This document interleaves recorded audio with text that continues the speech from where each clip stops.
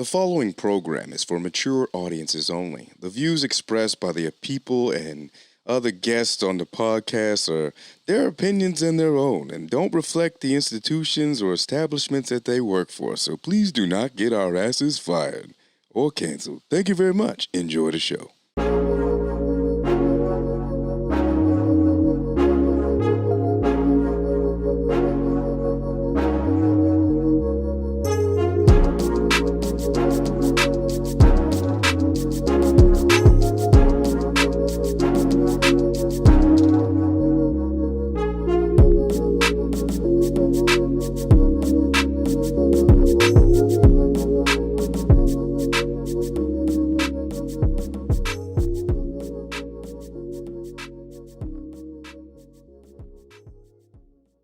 Hey, what's up, Glad Gang? This is Jay Whitaker. Welcome to another wonderful episode of Glad You Made It podcast. There's my dog clickety-clacking in the background. He heard that we're starting the podcast, and now he immediately wants to play.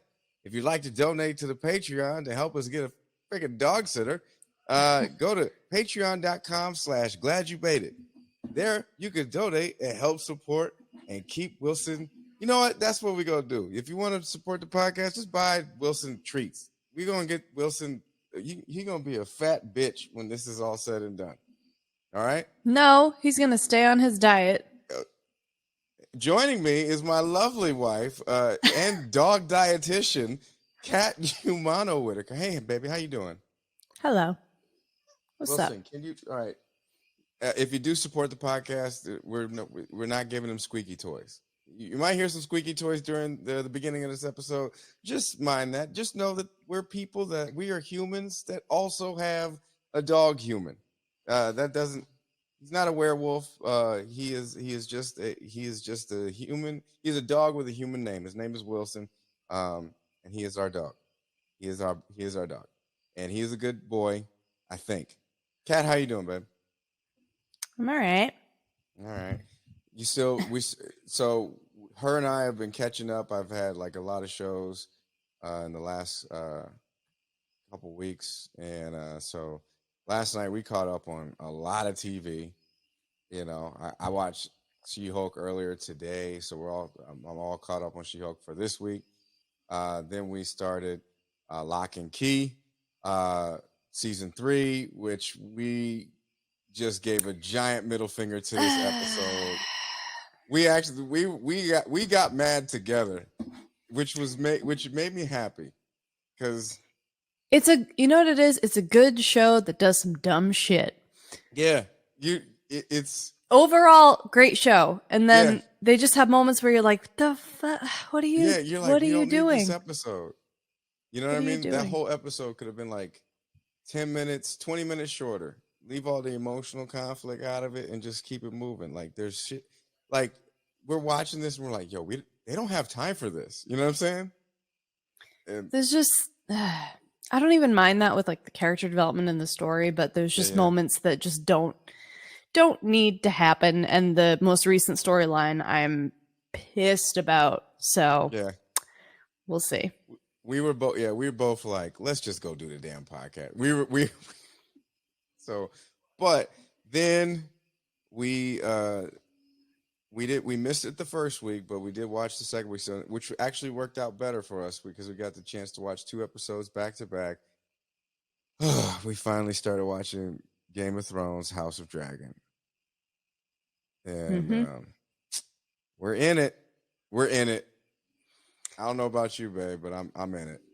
I'm in it. I just forgot a lot about Game of Thrones. So, quick backstory.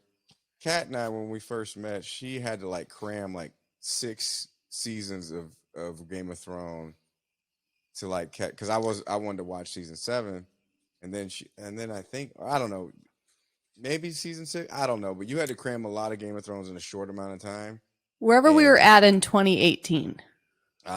We were both on tour, but I meant show wise. But I remember you enjoyed it, and I think we watched the second to last season on the road. So, like we would, I think maybe, I don't know. No, it was the last season. Oh yeah, that's right. Yo, I remember this. Because I remember we were on tour And I said, will you wait for me to watch Game of Thrones? And you're like, I love you, but no. Yeah. I was like, all right, fine. So. And but baby, I watched not the season, the series finale with your mother. Oh my God, yeah. The final episode. Oh my God, I forgot about this, but I watched the final episode of Game of Thrones with your mother, and she was like, "Who's that? Why is she so mad?" For context, who had never seen an episode in her life, knew nothing. Just nothing. A bystander, just asking all the questions. Is that a dragon? Why is there a dragon? Why does the chair have swords on it? Like, it was just so many questions. Just think about, wait, are they related? Why are they kissing? Like, it was just, I was like, Shishi, I love you, but I don't know if you're going to make it through this episode. This is the series finale. It's been on for almost a decade, and this is 8 seasons. I don't know how to explain to you 8 seasons. Just like that. There's no way to do it. Again, so. I'm trying to emotionally process this as well. So, yeah. Because season 8 was an experience. Yeah, but I will say this, for those who are looking, if you're thinking about it, just watch it. I enjoyed the first two. I enjoyed the first 2 episodes. I was about maybe 20 minutes into the first episode. I was like, damn, they got me. I'm back in. And it was just cool. It takes place 200 years before all the Daenerys Targaryen stuff, and it was cool to see hashtag Thrones Y'all. Thrones Y'all is a great Black Twitter. I'm giving y'all. This is access. I'm not supposed to tell y'all this, but hashtag Thrones Y'all will make. Black Twitter made Game of Thrones even better than it already is. Black Twitter was like, that hashtag Thrones Y'all was the best, and Games of Thrones was a good one. So make sure you go check it out. Let me know what you think. Shout out to our Patreon users. I really appreciate it. We got a new Patreon subscriber. Monica, what's up? Thank you for supporting the podcast. That means we love Monica. Monica's the best. We'll make sure that Wilson gets a new toy with your support, and we really appreciate it. And then let's see, what else do I want to talk about before we get into the show? Oh, we do have a cool episode. We have Terry Tucker in the building for this episode. You guys are gonna like this episode. This is Terry is, if you're not familiar with him, he's a motivational speaker. The man played college ball at the Citadel. He was a former hostage SWAT negotiator, and then he has survived cancer. This man is an absolute warrior, and he used to work at a fast food restaurant. I won't spoil it. I want y'all to figure out which one he listened to, or excuse me, not listening, but one he used to work for, but. He's seen it all, done it all. This man has it's a very inspirational interview. I interviewed him in my hotel room while I was in Salt Lake City, and so I don't know if it's going to be a delay, but I hope y'all enjoy it. What else did I want to tell y'all? I got shows coming up, mostly in Boston and New Hampshire, so just check me out there at itsjwhitaker.com. Kat, you got anything you want to promote? Nah. What about, aren't you directing that? I don't want to spoil it, but are you directing the thing for the Square? Are you doing that? I think yeah, but it's for a school though, so it's not matter. Like that shit is so cool. I like this for you. So please, all right. So please? So as most of you know, I'm a dancer. I also teach dance and choreograph, meaning that I choreograph for musicals. And I've been working with some schools the past couple of years. And because I'm a psychopath, decided to kind of expand on what I've been doing and not just choreograph, but also direct, which basically means I'm going to be in charge of almost everything besides the music for the show. And I did not pick the show. Okay, I did not pick the show, but I have heard that it's a great show. I've yet to watch a bootleg of it, but I will. But my directorial my directorial debut is the SpongeBob SquarePants musical. Yeah. So sorry. Holy fuck. You need to turn that down in post. Oh my God. I'm so sorry. I don't even know if that showed up. My bad. I just did a fog. Can you imagine? It's just silence and nothing. Great. All right. Anyways, we'll move forward. Anyway. Well, so yeah, if you want to come to the high school auditorium and see the show. Hey, you're directing, you know. Anyway, I'm very happy for you, and so I'm going to celebrate that. Thanks. My wife directing. Directing sea creatures. Yeah. And the squirrel. Okay, but also just this is a fun little tidbit is I guess you can fact check me on this, but I guess usually for musicals it's just one or two people that write all the music and lyrics for the show. But I guess for SpongeBob they had different artists compose each song. Okay. So there's one that is, of course, now I'm forgetting all of them. I think so, yeah. Yeah, I think T.I. like. And then there's one that's like Panic at the Disco. I don't know. It's some random rock band. So it's, I don't know. We'll see. I could swear like T.I. is involved. But anyway, so yeah, congratulations. I'm happy for you. We'll see. I'm excited to watch the show for the first time. There you go. All right. Well, it's fine. So leading off of those good vibes, we're going to take a quick break and hop into gratitude. And Cal will be right back with some segments. Give us some. And we'll be right back. Yeah, we'll be right back. Sorry about the foghorn, babe. All right.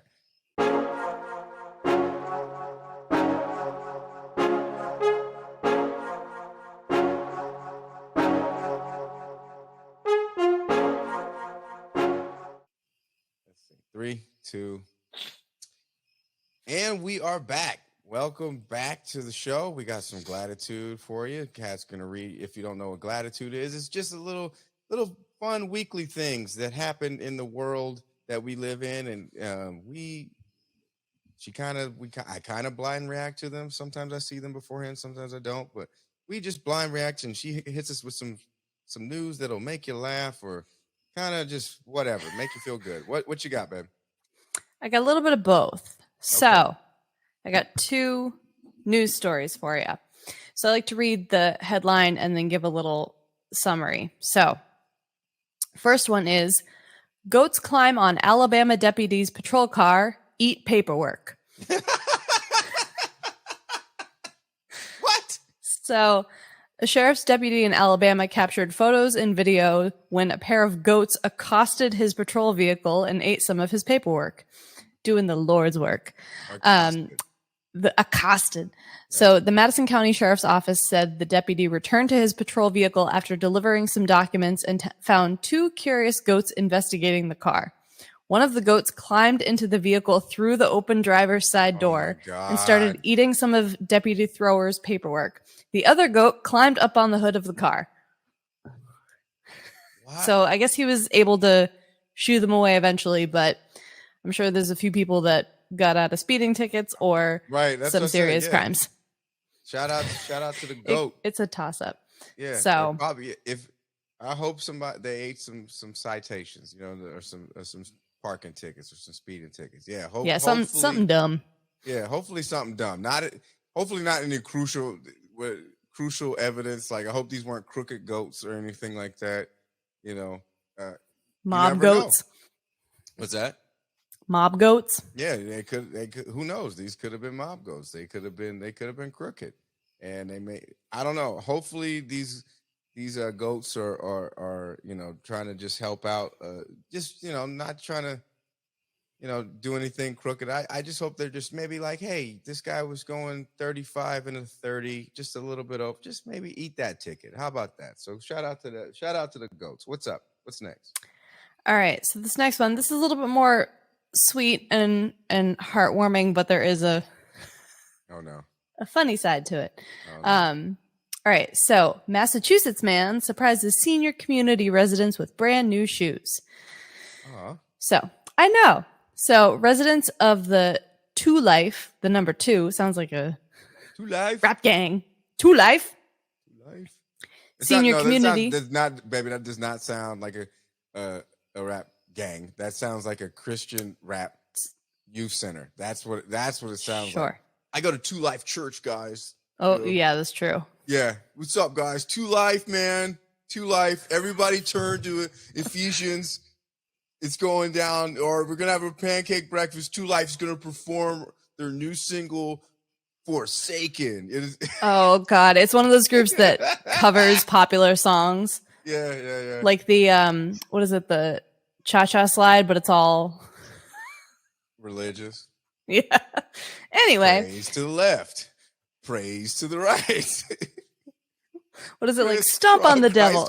No, yes. Anyway. Yeah, Anywho. All right. So residents of the Two Life senior community in Brighton, Massachusetts have a new pep in their step thanks to employee James Humphreys. Last year, he noticed that many of the seniors wore worn-out shoes that in some cases were several sizes too big. Humphreys worried that they might trip and fall. This is very summarized. He learned the shoe size of one resident and brought him a new pair of sneakers. When a colleague heard what he did, he gave Humphreys the contact he knew at a sneaker company, and people were so gracious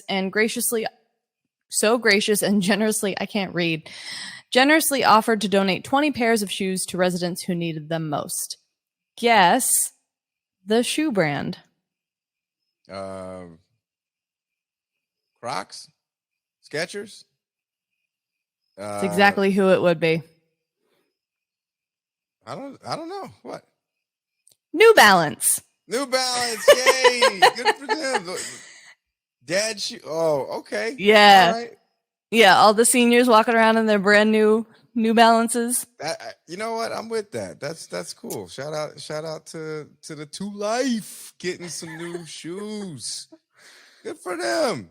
Yeah, New Balance. You know, oh man. Right as summer's about to be over, though, you know those outdoor cookouts about to be lit, fam. So it's shout out to the Two Life House. Shout out to Brighton. Shout out to Mr. Humphreys for just doing something kind. That was cool. Good. Thank you, honey. That was a feel-good story. I'm imagining all these cool granddads just walking around like yo. With their shiny New Balances. Yeah. What's his name? Mr. Humphreys got us these. I'm gonna go grill. Linda, go turn on the grill. You can't have meat anymore. Oh my God. No, that was a feel good story. So we're gonna take another break. We're gonna get into the episode with Terry Tucker. I hope you guys will enjoy it. And like I said, go on if you're listening on Apple Podcasts, what it looks like a lot of y'all do listen on Apple Podcasts or Spotify. Leave us a review, follow. Subscribe, rate us, whatever you got to do. It would really help us out.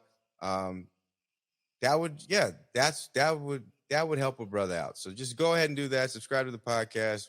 The numbers are looking great. I want to give a shout out to people that are listening all over.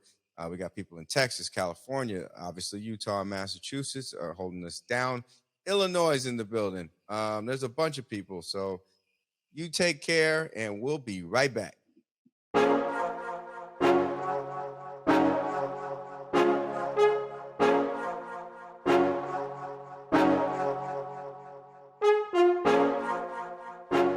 In studio, not really, but he is here. I'm here in my hotel room. He's in a comfortable office.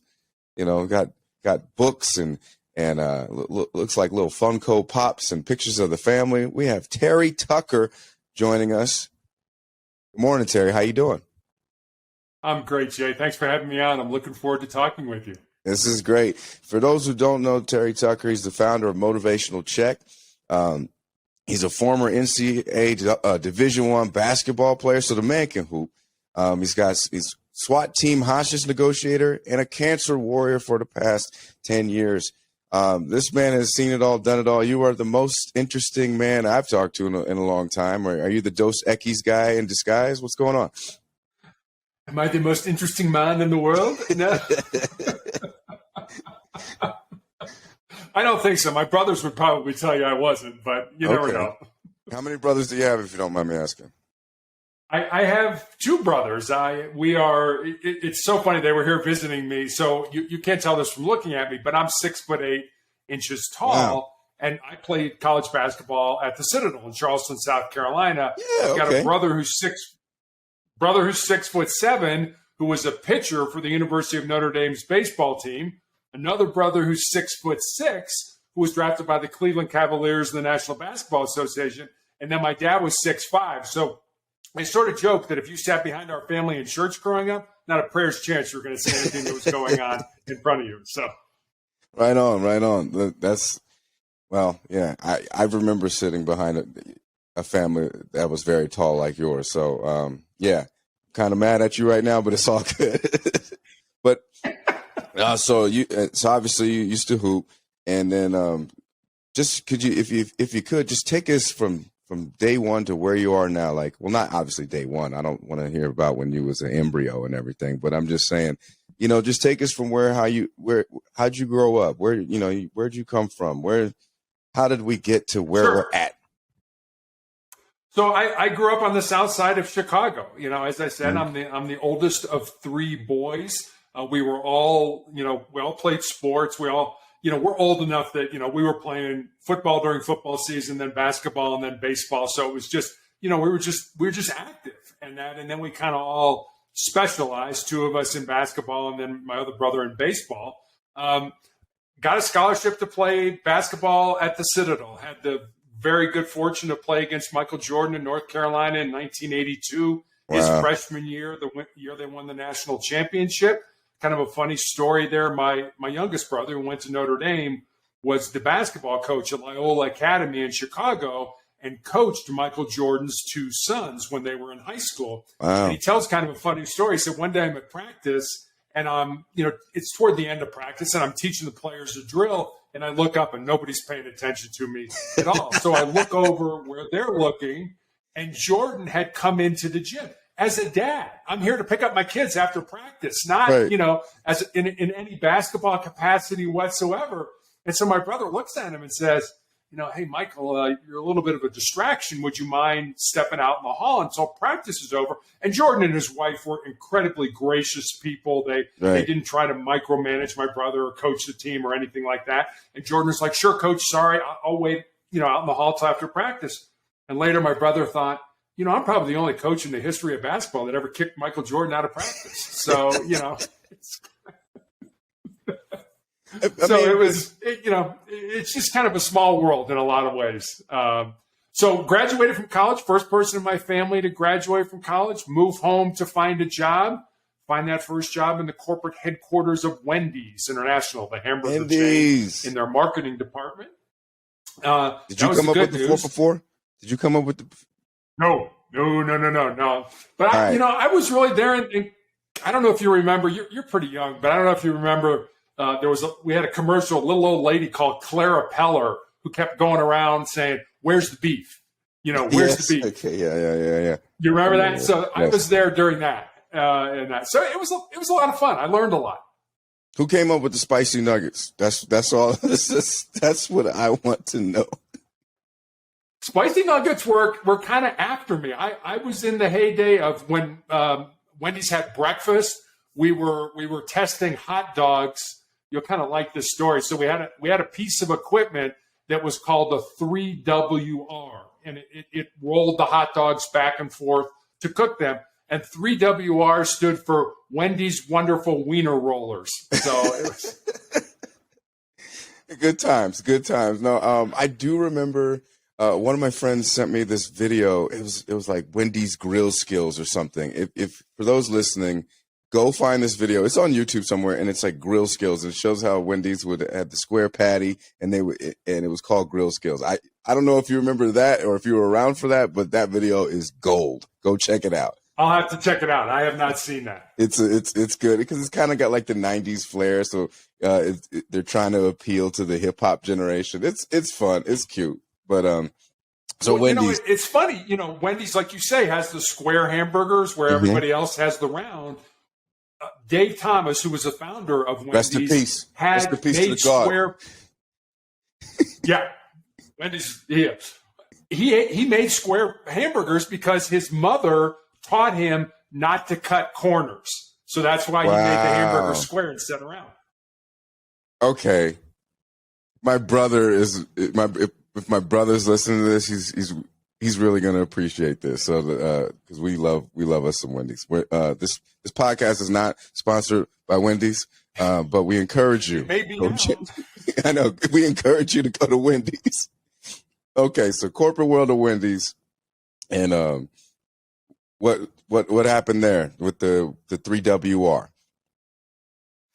So I started out in field marketing and then moved to new product marketing, which was always a lot of fun because there was a woman in the office. We had a testing lab in the corporate headquarters, and so this woman would go around in the morning and would be like, "Hey, do you want to test something today?" And she would go around to everybody until she had enough people, and literally you sat in a cubicle and a door opened and something would get shoved at you, whether it was a Frosty or a hamburger or a chicken sandwich, and you had no idea what they were testing. They might give you a hamburger with ketchup on it because they were testing a new ketchup or, a new type of Frosty or a new bun, but you had no idea. And then they would ask you to rate it. So it was always good. If you didn't have lunch plans, you always had lunch plans if you could get her to say, "Hey, yeah, I'll do whatever the taste test is for the day." So that was a lot of fun.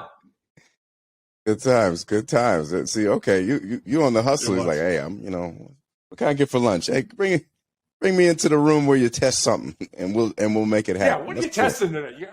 Hamburgers? Okay, yeah, I'm feeling like a burger today. How about some chicken sandwich? Yeah, no salads, please. Yeah, I don't want any. No, none of that. No. So then what transitioned after? What was the transition from Wendy's to hostage negotiator? Was it how did we get there? Well, before that, I became a hospital administrator, and a lot of that had to do with when I graduated from college. I ended up living with my parents for the next 3.5 years as I helped my mom care for my father and my grandmother, who were both dying of different forms of cancer. So I got into hospital administration, and then I made a major pivot. As you said, I got into law enforcement. And so there's a backstory to all this. My grandfather was a Chicago police officer from 1924 to 1954. So he was in Chicago during Prohibition when alcohol was outlawed, during the Great Depression in the late 20s, early 30s.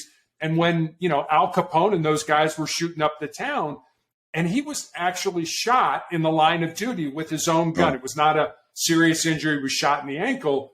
But my dad always remembered the stories my grandmother told of the knock on the door of, "Mrs. Tucker, grab your son, come with us. Your husband's been shot." And let's face it, trauma medicine in 1933 was not what trauma medicine is, in 2022.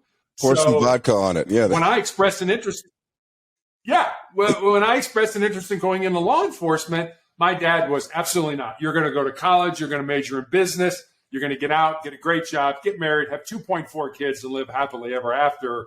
But that's what my dad wanted me to do. That's not what I felt my purpose was. So when I graduated from college, I had that choice. I could say, "Dad, I know you're sick, but sorry, I'm going to go blaze my own trail. Or out of love and respect for you, I will do what you want me to do and go into business." So as my first 2 jobs were in business, and I always say I did what every good son did. I waited till my father passed away, and then I followed my own dreams. So. Right.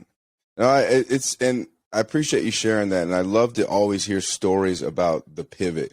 The pivot is probably the most, no pun intended, but it is a pivotal point. But I mean, it's like, what can you talk about? Just your mentality going into a pivot, because especially that's a major change. Like where, the fear of the unknown, am I doing this right? Where am I going to sleep? How am I going to make money? Like, what was going through your head?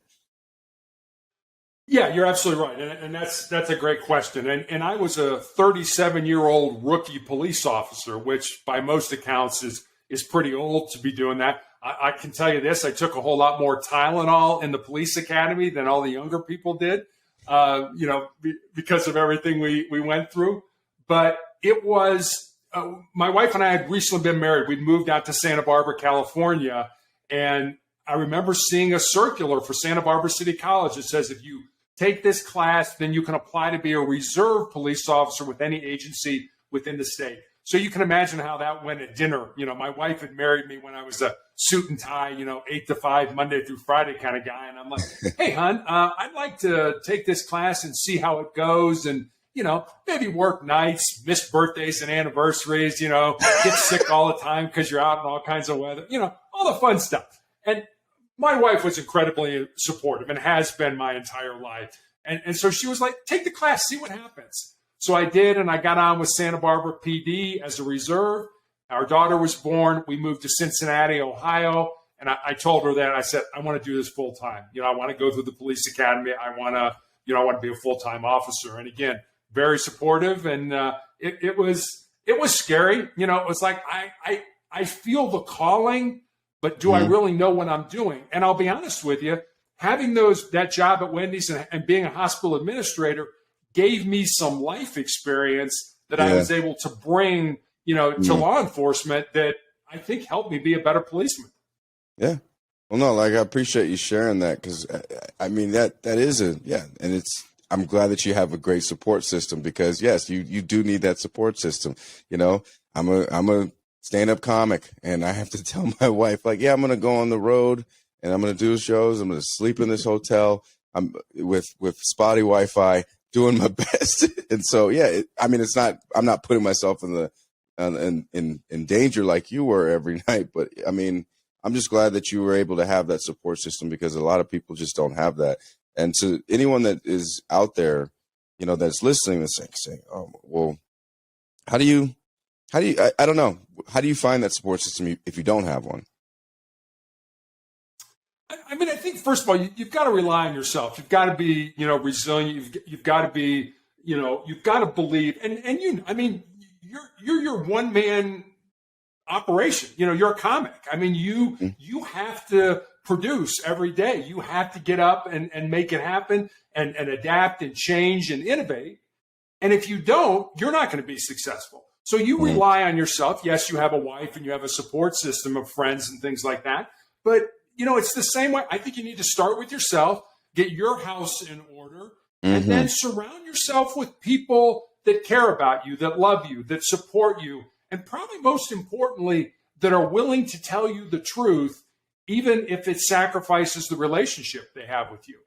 So if they say, hey, Jay, I think you're kind of messing up here. But what do we always do? We always well, Jay, if you don't agree with me, then you know what? You're not my friend anymore. Oh, no. Those people are your friends, and you need to cultivate them and have as many of them around you as you possibly can.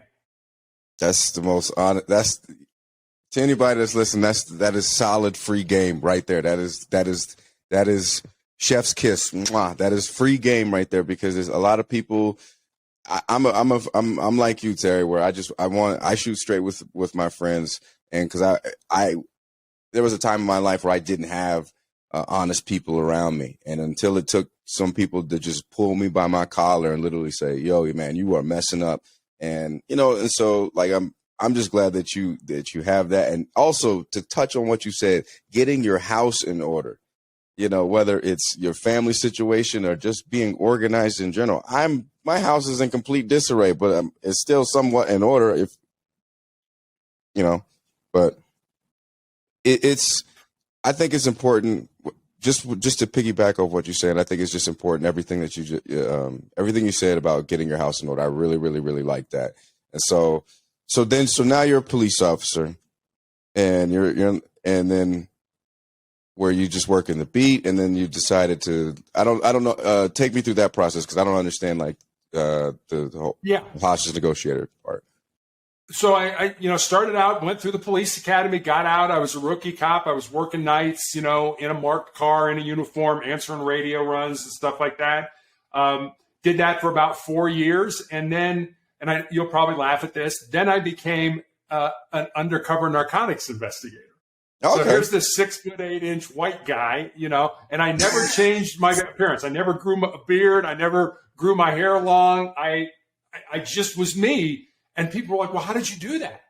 And what I always tell them is, the drug game, illicit drugs, that business, and it is a business, is motivated by greed. So if you have money, you'll find somebody that, is willing to sell you drugs. And so we would do that. We would work with informants, to go in and do buys for us and then, hit the place with a search warrant and stuff like that. So that was kind of fun. And at the same time, I joined the SWAT team. They had an opening for a hostage negotiator.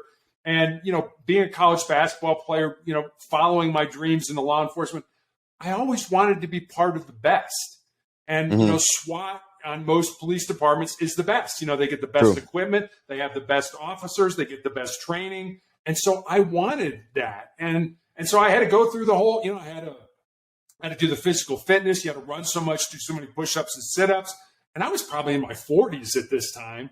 You had to go through the psychological. You had to meet with the psychiatrist.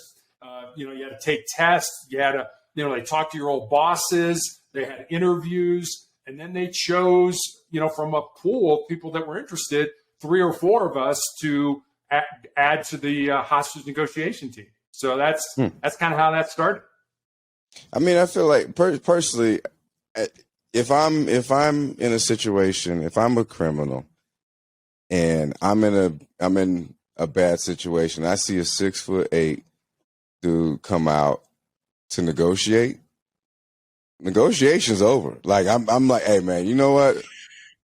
Like, listen, I'm good. If I see you come out, it's a wrap. I'm like, no, thank you. I mean, maybe we could play some one-on-one or something. I don't know. Have you ever had to do that? Just play. All right, man. All right. Put the gun down. Let's play ball. Let's hoop right now. I'll give you a funny story, but most of what we did was either on the phone, talking to somebody, or behind a door, and we would put up what was called ballistic blankets, so that if somebody shot through the wall or the door, the blankets would stop them in that. But there was a guy one night who had taken his wife hostage with a gun. He barricaded himself in his house, and I was working that night. I was a sergeant by this time. And so I was working in a marked car again. So I got to the scene pretty quickly. I'm talking to the beat guys. The guys are there. I'm like, what's the deal? It's like, he's drunk. He's taken his wife hostage. He's barricaded himself. I said, do you have him on the phone? He's like, yeah. I said, okay. So I'm talking to him for 10 minutes. And usually you don't ask anybody to come out for hours. You have to build rapport. You have to build trust and all that stuff. But I just had a feeling. So I said to him, what would it take for you to come out? And there was like this long pause, and he's like, give me a beer. I said, if I gave you a beer, do I have your word that you would put the gun down, let your wife come out, and then you would come out? He said, do I have your word I could drink it? I said, yes, you have my word that you could drink the beer. He said, well, then give me a beer. So I gave $5 to one of the, the uniform guys. I said, get out of the store, buy a beer. The tactical team put it on the front porch. I called him back and I said, your beer's on the front porch, but you don't get it until your wife comes out, you put the gun down, and you come out. He said, do I still have your word I can drink it? I said, absolutely. All of a sudden, the front door flies open, and here comes his wife. He comes out with his hands up. We handcuff him, let him drink his beer, and off to jail he goes. So off to jail he went with a beer. Which I got to know which brand of beer it was, Terry. Budweiser. Just Budweiser, king of beers. Yep, the king of beers, the king of hostage negotiators. This man, listen, like, I don't know, you're in marketing. You were in marketing. So, I mean, like, I'm just saying, if you want to write a commercial and pitch it, I'm just saying, hey, look at it. We got Wendys and Budweiser that could sponsor this show for you, so. This man, I'll give credit where credit is due. That is, because that's a tense situation. Obviously, you want to ensure the safety of everybody that's around, and but just kudos to you just for saying, just having the intuition and the wherewithal just to figure out, like, all right, what would it take to come, because I don't know how to hostage negotiate. I don't, what what is that even? How long is the training? The training is more on the job training. So there are guys that are really seasoned and that have been doing this for a while. We have a psychologist that works with us, and our training is every month we go to the police academy and we run through different scenarios. How would we handle this if this happened, if that happened, and we always debrief.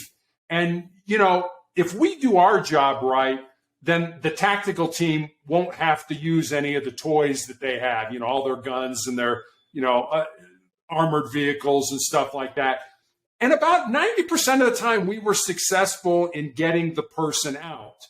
Yeah. But about 10% of the time they were like, no, I'm not going back to jail. I can't do that anymore. And they chose to end their life. And while that was always tragic, and I don't mean this to sound callous, I never lost any sleep over that, because I knew I did the very best I could to try to get that person, out safely. And also, if you think about it, to bring somebody who has no knowledge of the situation into a problem that in a lot of times has been festering for, 10 years, 20 years, 30 years, 40 years, and all of a sudden comes to a head on this particular night, and you've got to go in and try to solve it. I mean, we do the best we can, but let's be honest. I mean, we're not miracle workers. And, but like I said, 90% of the time we got the people out safely, and, we all went home, and you know what? We'll do it again whenever it happens the next time. Right. And I know you were kind of tiptoeing around that. I don't think that's callous what you said, because like you said, you're doing the best that you can. And you said earlier, this problem may have been festering for 10 weeks, 10 years, and you've just been inserted into the situation 3 hours ago. You do the best you can. And so, I mean, obviously you definitely have to have some sort of resiliency, how do you go home on those tough nights? And how did you, like you say, you didn't really lose sleep, but, was there any time you did, or just? I always thought about it. I mean, we always, regardless of, what hour it was, if it's 4 o'clock in the morning, we were always going to go back and debrief after the situation was over. And, what went right? What went wrong? How could we have done things better? What did we learn? How can we apply that to the next scenario that we go? So there was always learning going on. There was always, that was new, or and really what you're trying to do and it's a relationship, hostage taker and, hostage negotiator, you're developing a relationship, just like a husband and wife, or a parent or a child, or a boss and their subordinate. You're developing a relationship, and part of developing a relationship is trust. They have to trust you. And you may spend, 3 hours over here talking about something when the real problem is over here, and they don't trust you enough until you build that rapport to where, okay, now I can start talking to you about what the real problem is, why we're really here. And so, yes, I always learn. I'll give you another kind of funny story. We were negotiating with a 15-year-old kid who had barricaded himself in a house with a gun and had shot, out the window and that kind of stuff. And we tried everything we knew to try to get him out, and nothing was working. So we sort of called the timeout, and we all got together and what do you think? And, we're talking, it's like, and somebody came up with the idea, is like, he's 15 years old. He's a kid. Let's scare him. So we decided to break a window and throw in a flashbang device, which basically sort of explodes. It doesn't explode like a grenade. Yeah, no. It just makes a loud bang and a bright light. That's all it does. And we thought, well, let's try this and see if we can scare him. And so the tactical team breaks the window, throws in the flashbang, it goes off. Within 10 minutes, he was out. So sometimes you just got to be like a parent. You got to scare your kids. It's like, come on, let's go. You're coming out. And so, sometimes you got to be unconventional. You got to try new things, see if things work. I mean, we know how to do this, but in a lot of cases, you're dealing with the irrational or the mentally ill, and by the book doesn't work. You kind of got to innovate. No, and my goodness, I can't even imagine. But it seems like this made you perfect for where you're at now with speaking to others about staying motivated and inspiring others. I mean, like you've been a man of the people since day one. I mean, obviously people literally look up to you at 6'8". And so, I mean, it's and if you're dealing with all these people in relationships and de-escalating, you're seeing people at their lowest moment. I can't even imagine. I cannot even imagine to see people at their lowest point, and you're just trying to be that little guiding light to help them get back out of it. And so, you know, kudos to you, sir. And I truly appreciate that, you know, because, yeah, you've seen people at their lowest point. My question to you is, how do you know, not even just from a negotiation standpoint, but what is the like resounding theme when you see these people at their lowest point? What's going on? I think the thing you have to remember, and I think this is where kind of law enforcement sometimes get themselves in trouble, is that these are people, you know, and you have to remember that. Thank you for saying that. And I always remember, you know, if I did a traffic stop on somebody, you know, that may be the scariest thing that happens to them all year. Yeah. For me, it's the third traffic stop of the night. So you kind of have to keep that in perspective, balancing that with your safety and doing what you are supposed to do, doing your job and, you know, enforcing the law and things like that. But you've got to remember that these are people. And we're not all, you know, we're not all the same. We all have unique gifts and talents, but we're not all, you know, rich. We're not all poor. We're not. So you have to be able, and people sometimes reach out to me. It's like, I want to get into law enforcement. Now, this doesn't happen very often these days, but I want to get into law enforcement. What do you suggest? And I always tell them, put your devices down. Go out on the street and talk to the homeless guy. And then go up to the penthouse and talk to that guy. Because if you can talk to people, if you can communicate with people, you will be a good police officer. If you can't talk to, you know, if your whole life is, I'm texting my life away, you're never going to be good at that job. You're going to be frustrated because you've got to talk to people and you've got to be able to empathize with them. You've got to be, I mean, you still have to do your job. And if that means taking them to jail, that means taking them to jail. But everybody thinks we want to take people to jail. In all honesty, we don't. We just like to solve the problem so that it doesn't happen again. And, you know, voluntary compliance, just do what we ask you. If we're wrong, we'll apologize. And I've been wrong. You know, I've arrested the wrong person and stuff like that. But that's okay. As long as you communicate, as long as you explain. And like I said, I think that's where law enforcement gets into trouble, where they don't articulate. They don't explain why I pulled you over. Well, I pulled you over because your car matches the description of somebody who was involved in an armed robbery. It's not you. Thank you for your cooperation. Have a safe day. And people understand that. Oh, okay, my car matches the description. But if you just say, okay, you're free to go, what's the lingering question that people will have in their head? Why did you stop me? That part, yeah. I've been pulled over, and you know, and I've had people just, you know, and then you're like, okay, what was that about? There was no.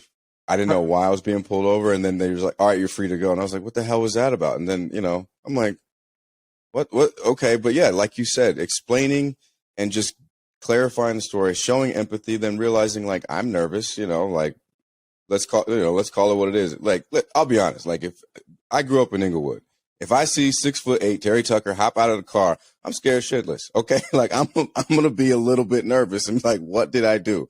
And so, and then if you tell me if I'm free to go, I still feel like I'm not free to go. And so, you know, so thank you just for even explaining that. And, you know, it's nice that we can have this conversation, just the two of us, because we don't have to get into it, and I really don't want to, but I mean, like, yeah, we know the political climate these days in the last few years. And so how things have been.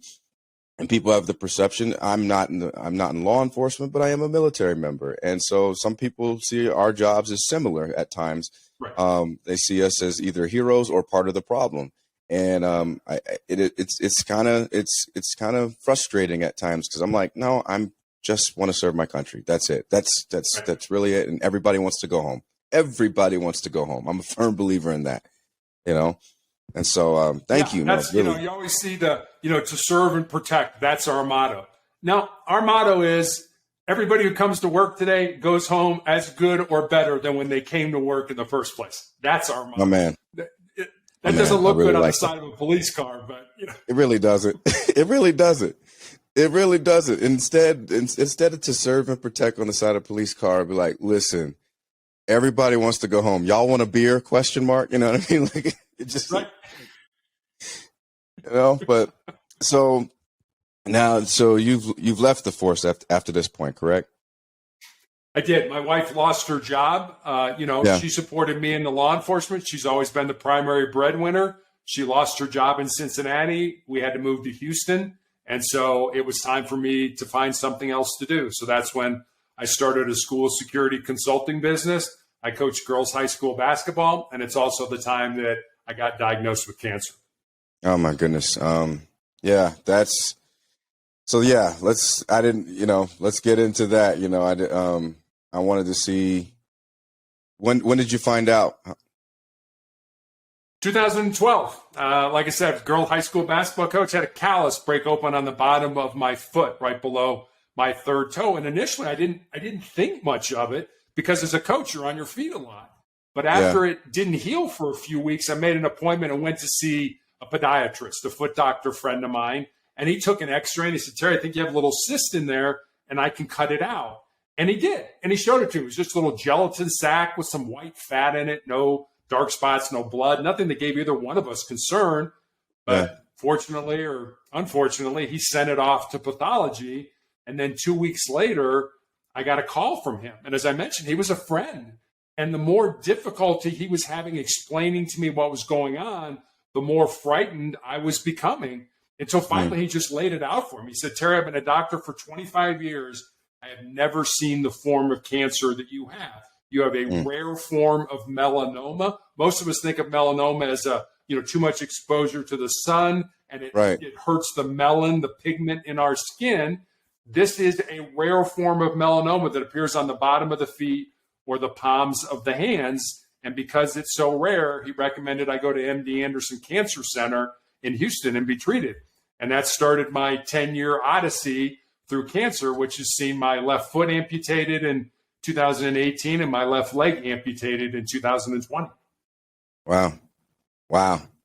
And I can't even imagine, one, glad you're still here, seriously. And beats the alternative. Yeah, it beats the alternative. Where were you at just mentally as you were recovering and going through that process? I mean, take me through that if you could. Yeah, I mean, I think initially I guess I experienced all the emotions that we would associate with grief. First you start off kind of in denial. It's like, wait a minute, I can't possibly have cancer. I've done everything right in my life. I've exercised, I eat right, I eat all that stuff. And then you get mad. It's like you just are upset. And then you sort of bargain with God. Our daughter was in high school when I found out I had cancer. So it was, hey, just let me live long enough, to see her graduate from high school. Yeah. And then you kind of get down for a while. And then, at least I did, I got to a point where it was like, okay, this sucks, but we're going to have to embrace the suck. These are the cards that I've been dealt. I don't like these cards, but I'm going to have to play them to the best of my ability. And that's what I've been doing for these last, 10 years now. And I made a very conscious decision early on that I was never going to take out my bad fortune or my bad luck on a doctor or a nurse or a therapist or anybody that was trying to help me. I've seen people do that. They're frustrated, they're mad, and they take it out. They project that on somebody else. And it's just a shame that happens. It's like, it's not their fault. They're here trying to help you. Why would you want to take it out on them? I understand why they do, just because they're frustrated and they're angry and they're scared and all that kind of stuff. But I've really tried to say, hey, thanks for trying to help me. Thanks for, to my doctors, to my nurses, to my therapists. So it's been a heck of a ride. Yeah. What did you gain the most from this whole journey so far? I think it kind of crystallized something that I learned from my basketball playing days, from playing team sports. I started playing basketball when I was 9 years old and played all the way up until I was 21. And I think what team sports teaches us, And it doesn't have to be sports. I mean, it could be, you're in a band, you're in a play, anything you're in a group with, even a family. What team sports teaches us, or taught me, was the importance of being part of something that's bigger than yourself. You realize on a team that if you don't do your job, not only do you let yourself down, but let your teammates down, your coaches down, your fans down, etc. And if you think about it, the biggest team game that we all play is this game of life. So, you get to a point where it's not so much about you as it is, what can I do to make the world a better place? What can I do to help people? I have tumors in my lungs now that I'm treated for every 3 weeks. And it's a really ugly treatment. It affects my body. I throw up, I shake, I do all that kind of thing. And it's probably not going to save my life, but it might save the life of somebody 5 years from now or 10 years from now, based on the data that the doctors are gleaning from my blood tests and my scans and stuff like that. And to me, that's being part of something that's bigger than yourself. And I always ask myself when I get up in the morning, do I have to go to treatment or do I get to go to treatment? That's kind of how do we approach life? Do I have to go to work or do I get to go to work? That's what I'm saying. No, I love that, Terry. I love that because there was a time, I hate to talk about myself real quick, but like there was a time when I was doing comedy, and comedy's a hard job. It's frustrating. There's nights that you're not in the mood to make people laugh. You want to actually be very, very sad. And I used to say, I have to do comedy. And then I started touring and started progressing in my career, and got a stable life and stable situation. And then I was like, I get to do comedy, so I'm excited. I'm with you all the way on that, man. It's just when you get to that point in life where it's like you appreciate so much more, where it's like, I don't have to do it, I get to do it. And so that's so cool to hear. And you just mentioning that the greatest team sport is life. I was not ready for that this morning. My goodness. So, that's crazy. As far as, how are you keeping yourself busy now? What's Terry Tucker doing these days?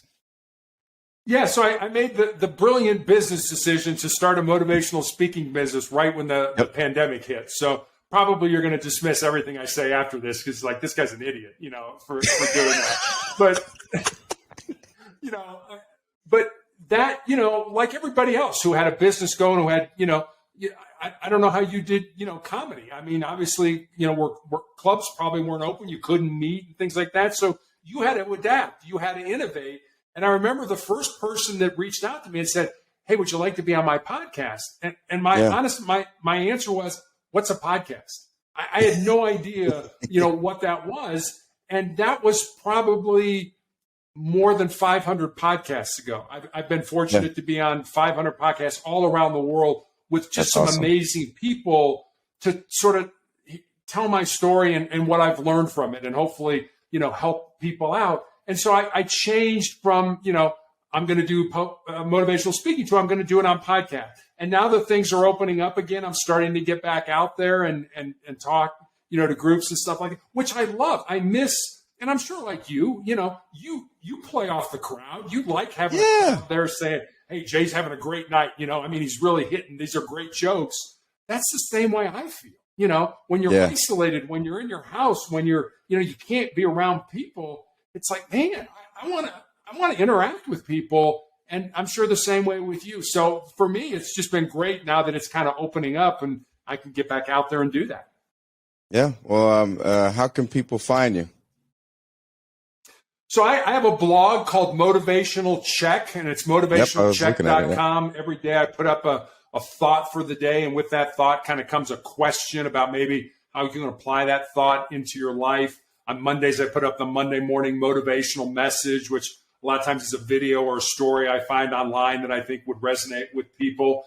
All my podcasts are on there. My social media links are there. You can leave me a message there. So motivationalcheck.com will get you to me. That's right. So if you're sitting there at your desk right now, you're listening to this podcast and you're wondering, all right, I need just something to, right the ship for today, and just go, check my man Terry out at motivationalcheck.com. Now I gotta Now we got to talk hoops for a minute because I can't let you. So who's your Mount Rushmore? Who's your Mount Rushmore?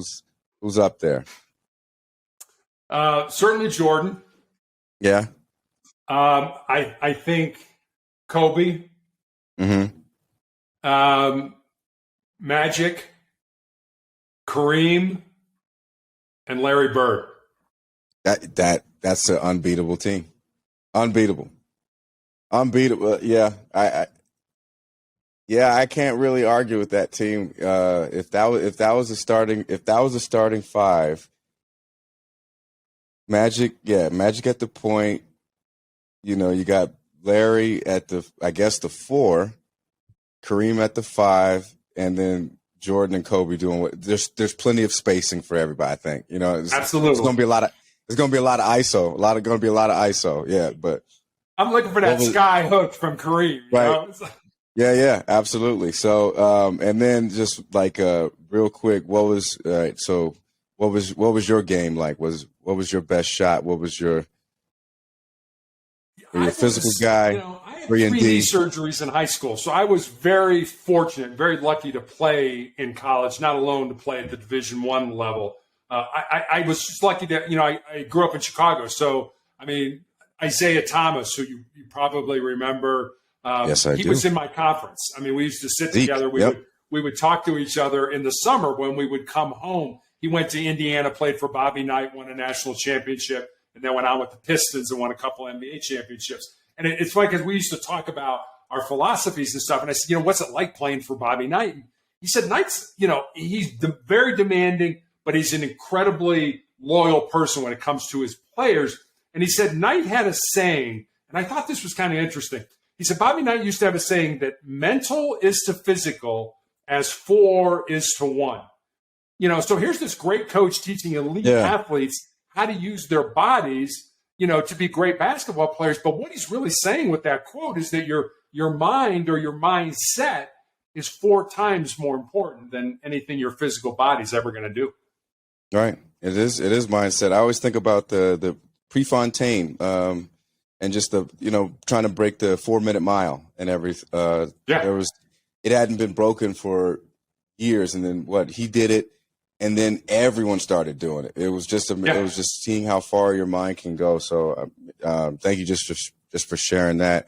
Man, Terry, we got to get out of here. But like, I really, really appreciate you just taking the time to sit with me and talk. I mean, I hope to see you. You're always bouncing around. You're in Colorado now, right?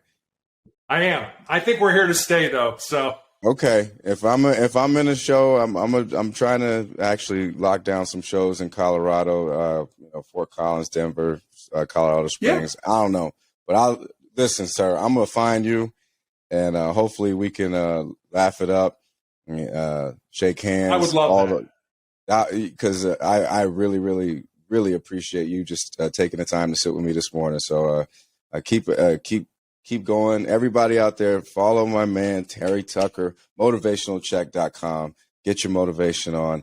Terry, thank you so much for stopping by. Glad you made it. Seriously. Thank you, Jay. I appreciate it. And good luck with your shows. Thanks, man. You take care. You too.